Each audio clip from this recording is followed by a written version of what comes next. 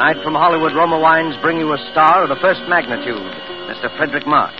And in person, one of America's foremost tellers of tales, Mr. Ben Hecht of Broadway and Hollywood, who will appear as actor and narrator in a suspense play dealing with a mysterious death and the twisted passions and loyalties of the world behind the footlights. And so, with actor's blood, and with the performance of Fredric March, supported by Ben Hecht, from whom we will hear the narrative in the author's own words, we again hope to keep you in suspense.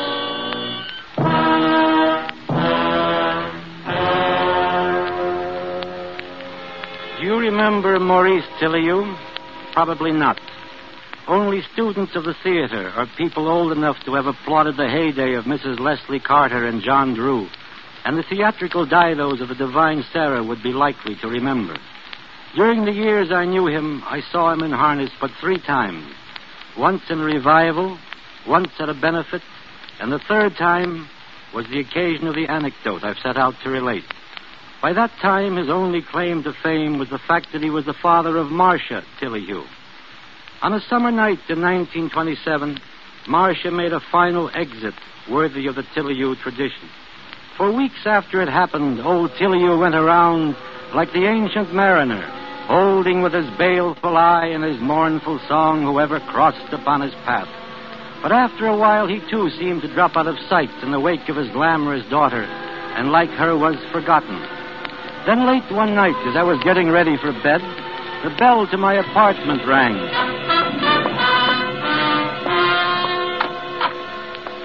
Ben, I come with a message from the dead. Indeed. Well, come on in and tell me about it. Ben, do you believe in ghosts? I've got nothing against them. Good. I have just come from a miserable modern dress caricature of that greatest of the bard's plays, Macbeth. You will scarcely credit what these upstarts have done to Shakespeare's masterpiece. They haven't altered the text, have they? You recall the 4th scene of the 3rd act? Oh, yes. The scene in which Banquo's ghost appears. Just so. In the folio edition of the play, the stage directions clearly read, "The ghost of Banquo enters and sits in Macbeth's place."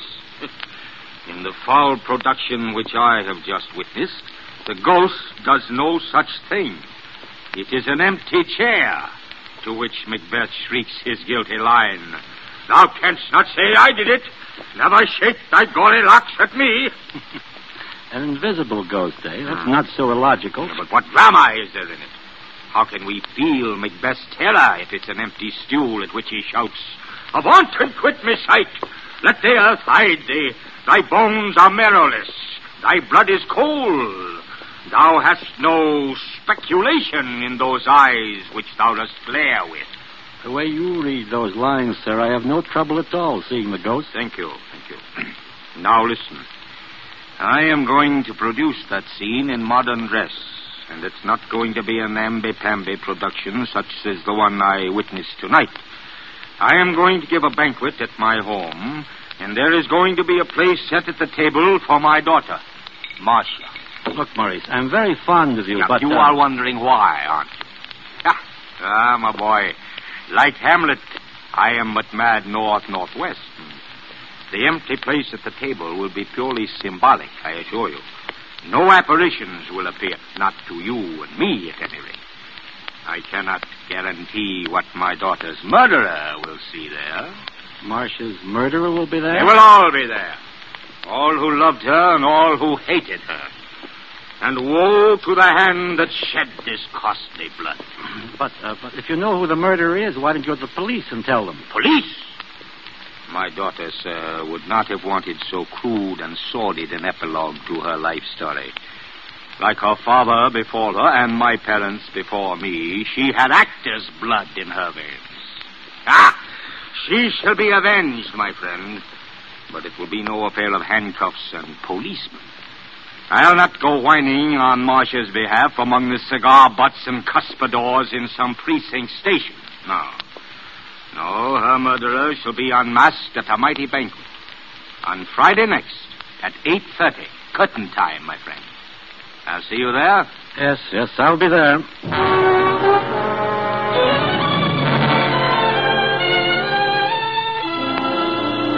With Ben Hecht in person as the narrator of his own story, and with Fredric March as star, you have heard the prologue to Actor's Blood, tonight's tale of Suspense.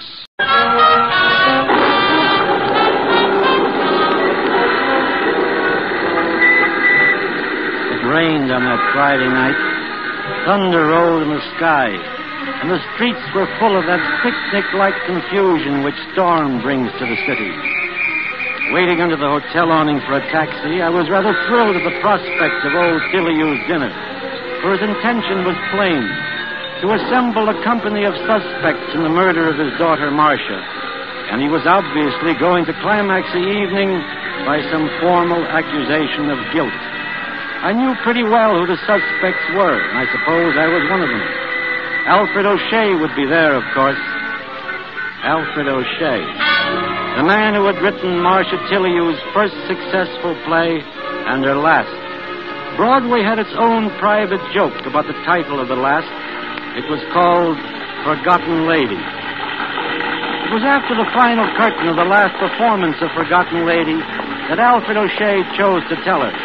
Marcia told the story at the time as a joke on herself. Hello, Marcia. Oh, why, darling, you waited for me in my dressing room like old times. I'm touched, really touched. Look, sweetheart, you're off stage now, so cut the Bernhardt. You know why I'm here. I do. All right, I'll say it again. I'll say it for the last time. I want a divorce. I want to marry Rena Krasnov. I want to marry Rena Krasnov. Oh, such a bad line, and from such a great playwright. No, dear Alfred, not for her. It'd be too belittling a successor. Oh, can't you see, darling, after all we've been to each other, it's like Pygmalion wanted to trade in his beautiful Galatea for a wooden Indian. And it's no dice, huh? No dice, Alfred. No divorce. Not as long as I live. Now, be a darling and help me out of this dress. Okay, Marcia. You just made your own bark. Huh. Well, you can come out from behind that screen now, Father. How did you know I was there? Your asthma, darling. I'm glad you're here, even if you are a perfectly fiendish old eavesdropper. Here, you can unhook me, since that swine refused to. I warned you against marrying that jackanapes of a playwright. Oh, Father. You're saying I told you so. And what I wanted was to weep on your shoulder. Ouch! Oh, I'm sorry. Look here, Marcia. What are you going to do about this career of Now, yours? darling, please don't go into that old routine about my being the last scion of the royal family of the American theater. I'm nothing but a combination of your name and a playwright who specializes in shallow, brittle female leads that enable me to get applause by simply acting myself. Marcia, I won't allow you to speak this way about yourself. You're a great artist. Oh. You have taken your place in the great tradition of the stage beside the immortal figures of Rochelle, Siddons, Bernhardt, Modjeska. Marcia, let O'Shea go. He was never worthy of you. Play Juliet next season. Show them you don't need a fashionable playwright and tailor-made parts to succeed. Show them you have actor's blood. Actor's blood, actor's blood. I'm sick of hearing about it. Just because you and Mother thought it was cute to stick me out there behind the footlights at the age of 5. Because you never had any real life. You didn't see any reason why your daughter should have. I'm supposed to have actor's blood. All right. I'm only thinking of you, Marcia. Only of you. But that O'Shea is a hot-headed Irishman. He came very near to threatening your life when you refused to do as he asked. Good. I wish he would kill me. I'm sick of the whole rotten business.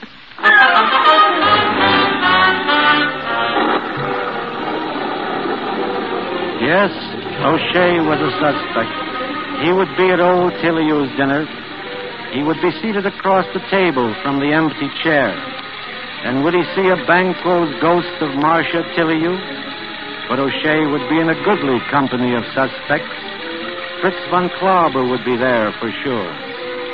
Fritz von Klauber. Not a man I should have liked to have as an enemy, that. Abnormally sensitive to insult, von Klauber was possessed also of an impenetrable Prussian stupidity. His first American production was a play called Jubilee for Spring. and Marcia Tilleyou starred in it. It was the most sensational flop of the Broadway season.